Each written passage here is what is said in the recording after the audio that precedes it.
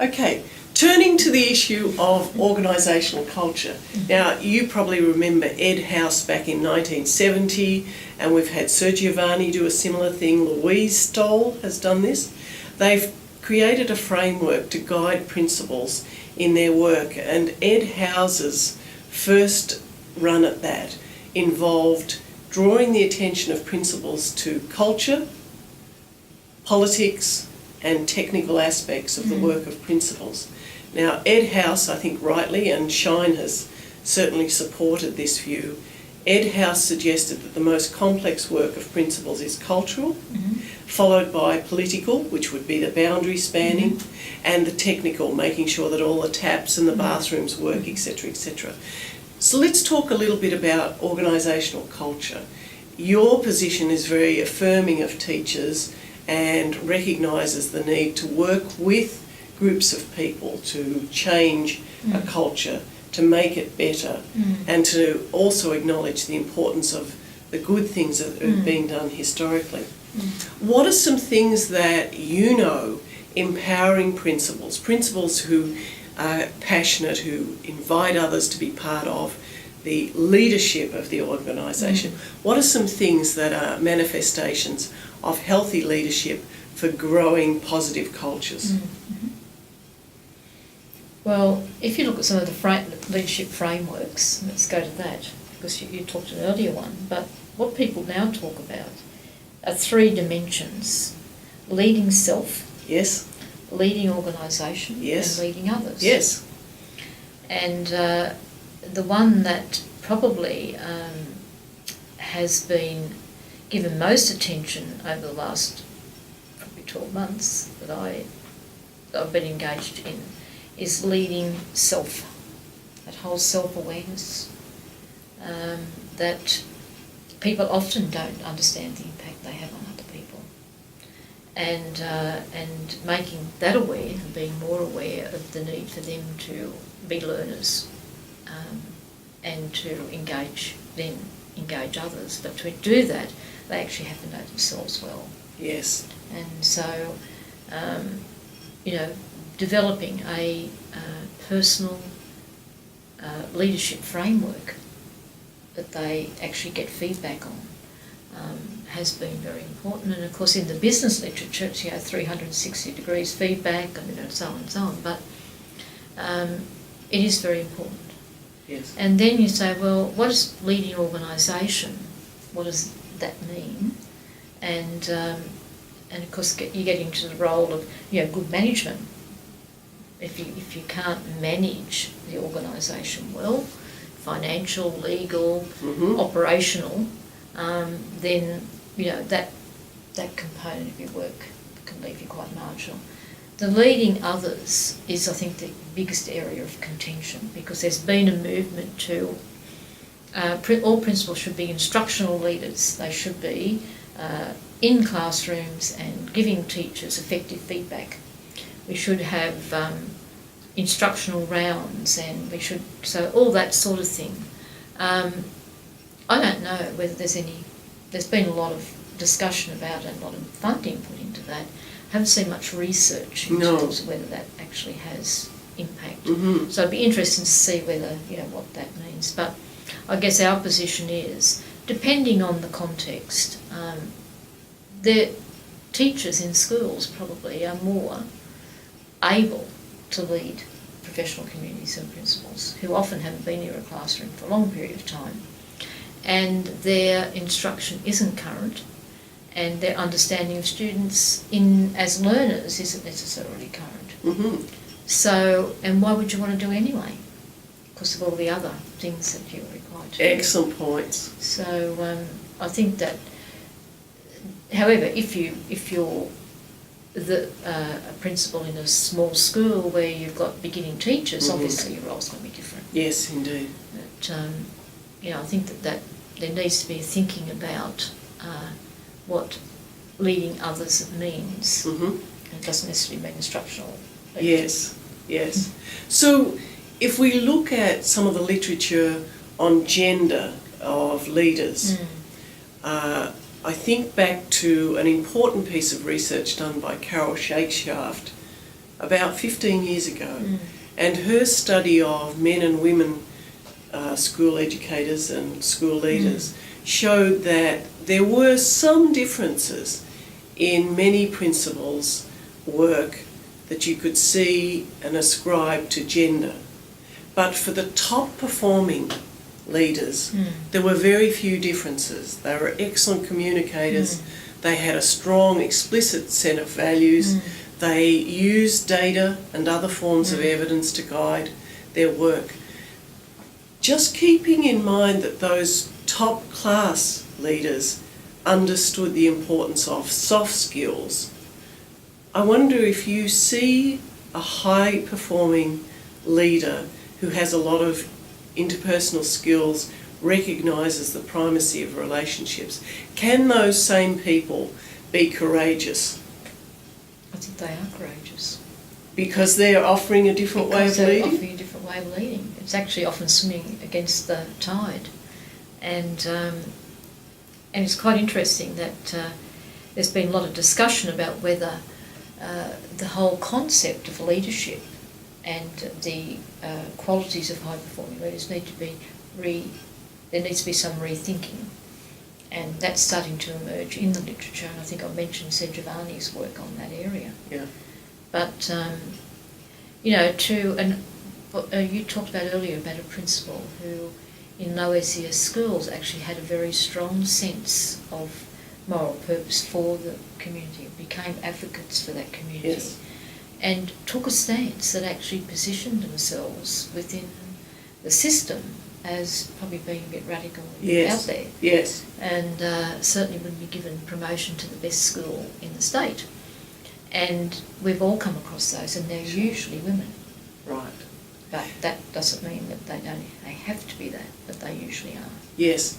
And perhaps an experience, whether you're male or female, of having grown up in settings where you were on the margins or where you've felt the experience of being left out might have turned in a positive way to an individual leader thinking, I won't do that sort of leading, or I won't engage with others where I have an in-group and an out-group.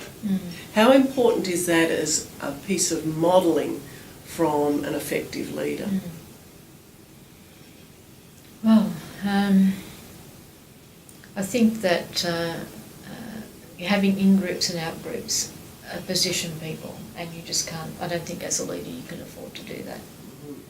Because it's a bit of win-lose, and I always had the belief that you have to work with people. Given the role that you have to find ways of working with people. Yes. And in education you often can't slash and burn, so you actually do have to find ways of doing it.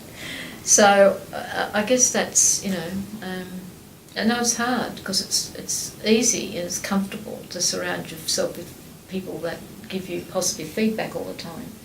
But in positions of leadership, you often can't do that. You often have to work with people. Yes. That make you feel uncomfortable, that they don't always tell you the things that you want to hear, that keep you awake at night, but that's part of being a leader, really. Yes. And sometimes you have to call behaviour that's very, very difficult to do. Yes, but indeed. you have to do it. Yes, indeed.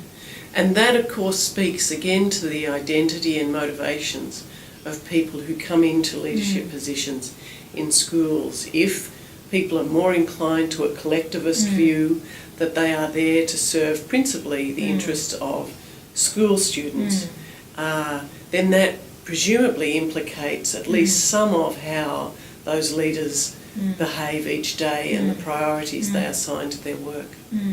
Turning to cultures where perhaps a new principal comes in and there's been a lot of change amongst staff, things have been negative for whatever reason in the previous appointment, and you've got people unwilling to buy in to a change agenda that has been determined both by the school board or a school system, and clearly within the parent community there is a voice for change.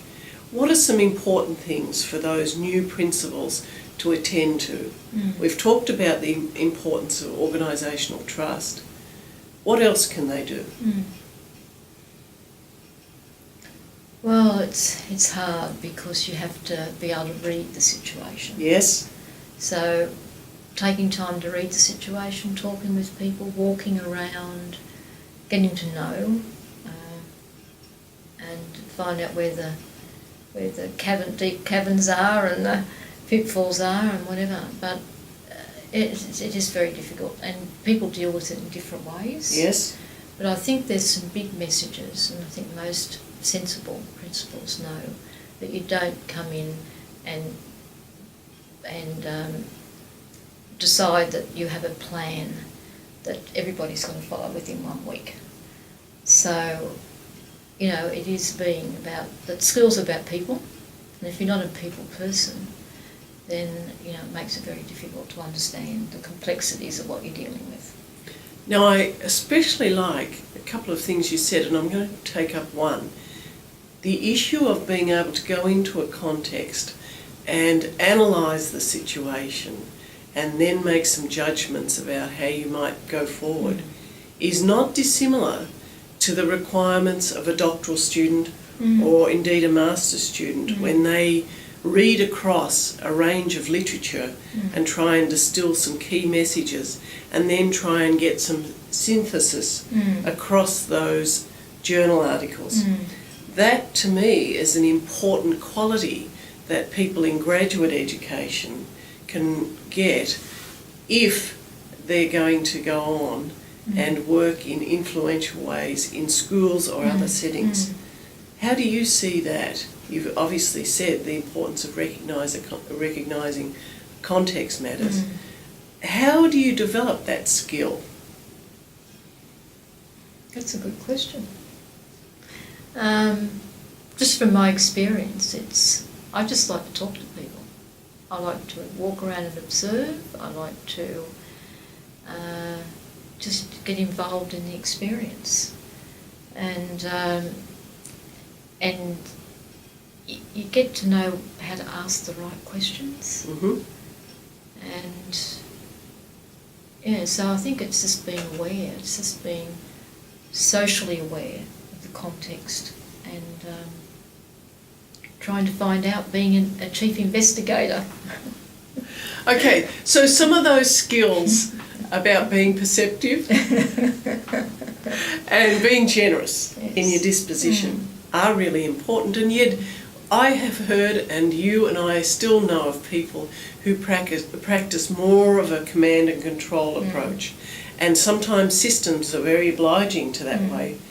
What's the peril associated with being a command type person when you're in a leadership position?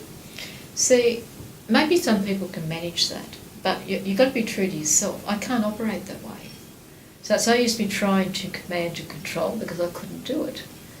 So I think it's about being who you are, knowing what your role is, knowing who you are what position you're in, and then using your own particular skills that you have to ferret out what you need to know, and knowing where your limitations are.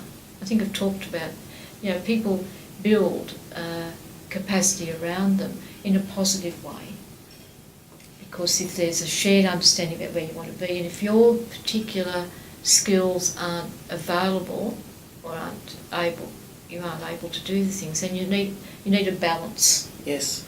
And I think to me that's really important, because people can't be everybody to everything, and you look where your strengths are. Yes. And you build on those strengths, and if there are other strengths that are needed, then you pull those in, because leadership is an organisational concept. It's all about you. It's about what you build and enable to achieve the purpose that you're trying to achieve. Yes, indeed. And I like your point about the importance of authentic leadership, people being true to themselves and trying to honour the requirements both of the system and the specific context. and your professional understanding of what constitutes good leadership. How can young people, as they go forward, adopt a position that is truly reflective of their personal values and at the same time embracing of at least some of the system that they work in, some of the system's values, as well as local values, some of which they may not be fully comfortable with? Well, as an emerging leader myself, I like to examine how other people survive and how they actually operate, and then make some judgments about what I might be. I need to understand the system I'm working with. I need to believe the value base of that system. I may then make a decision about whether that's something I want to be part of, or whether I go somewhere else. I don't think you can belong to a system if you don't believe what that system stands for. Without emotional havoc. Yes, and you might decide, well, I can't move, so I have to live with it. But if you're going to be a leader within that system, then you actually have to agree to the values of that particular organisation. So don't belong to that system if you don't believe what it stands for. And because you get caught out all the time. Yes. All the time, and you'll probably you find, there's big personal conflicts you have to deal with.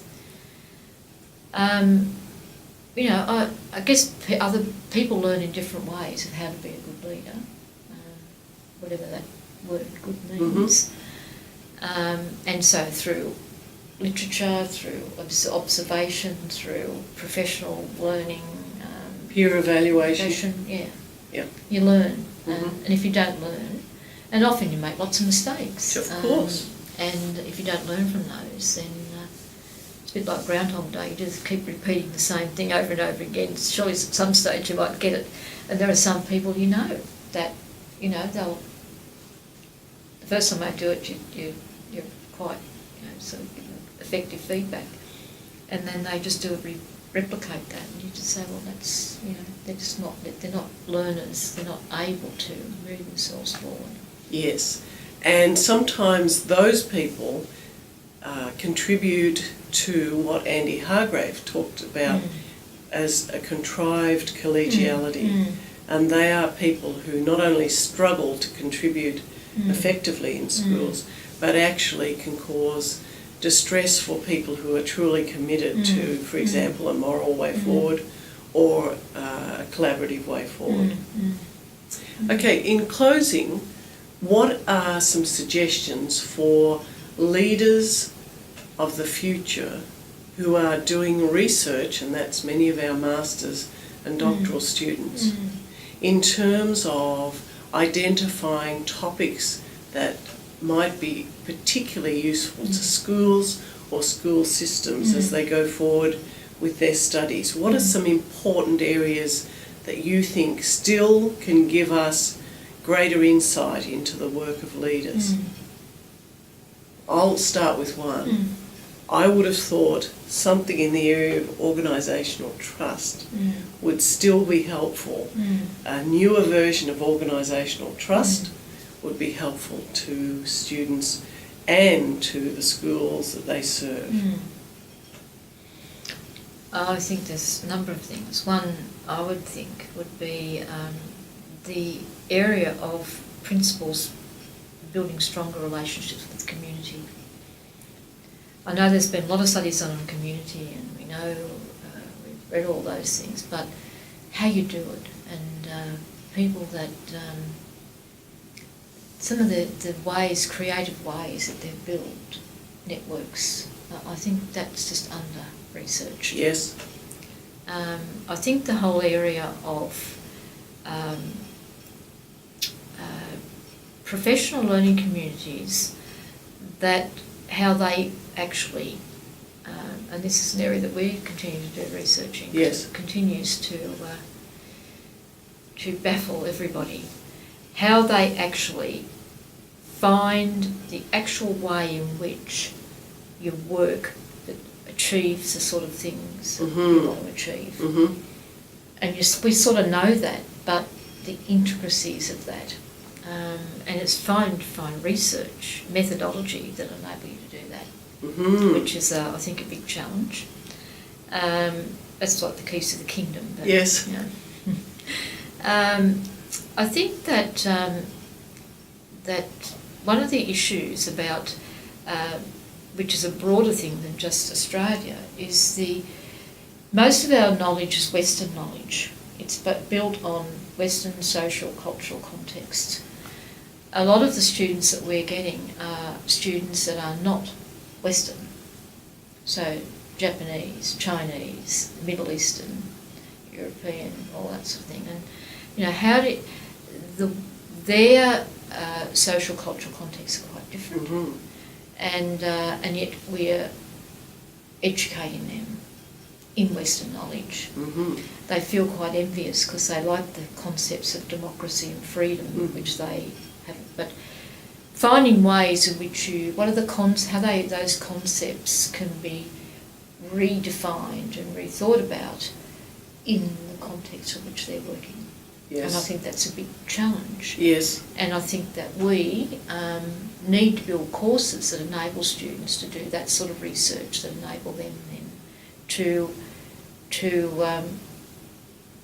build more effective leadership within the constraints of the culture and the political context in which they're working. Yes, indeed. And the people that are doing the best work in that area, I think, at the moment, are people out of Hong Kong University. Yes. So, yeah, and they're working in Vietnam and they're working in Thailand. So Hellinger and Yes. Walker and so on. Mhm. Clive Dimmock's written quite a bit of work in that area. Yep. But there's not much coming out of the Middle East, Mhm. where like Western educators are working and researching and publishing with people there. And I think that's another area that will be. But why that's important is that we in our society are becoming less Western. Yes. And we're More having open. to face with different cultural nuances. Yes. And I think we can learn a lot from them. Absolutely. So I think that is an area that, and of course the whole, what Kendall would call First Nation, what we call Indigenous communities, Yes. that is a highly complex area, Yes, which indeed. is under-researched. Yes. And we need to engage Indigenous or First Nation people working with other First Nation people or with whoever. Yeah, absolutely. To find ways where we can better enhance learning in those communities and lead those sorts of communities. Great. So I think that's a big area, and it's highly complex, highly difficult to negotiate your way through. Yes. But we've got to find ways because everybody deserves the privileges that some people have, that everybody should be having. Thank you.